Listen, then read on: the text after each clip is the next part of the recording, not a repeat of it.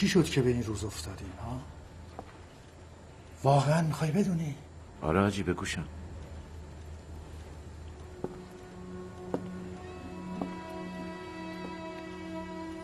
ما انقلاب کردیم که دین رو حاکم کنیم، اما مشکل از اون جایی شروع شد که یادمون رفت اسلام دین اخلاق هم هست. چسبیدیم به احکام، اخلاق رو گذاشتیم لب تاقچه و فراموشش کردیم. هیچ فکر کردی که چرا بیشتر متدینین ما اینقدر عبوس هستن؟ در حالی که پیغمبر ما نمونه خوشخلقی با امتش بود.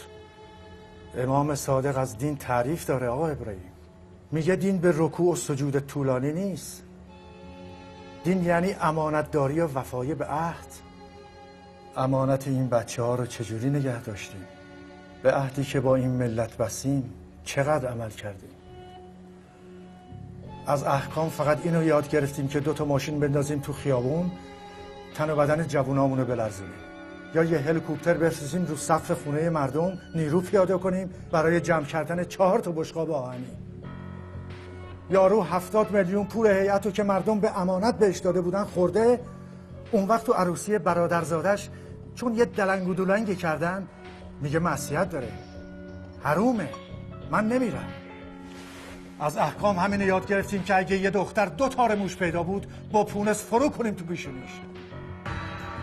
اون وقت ادعا کنیم که خیرخواه مردمیم، نگران آخرت اونا هستیم. همین خیرخواهی بعضیا کار دستمون داد. اینجوری شد که به اینجا رسیدیم.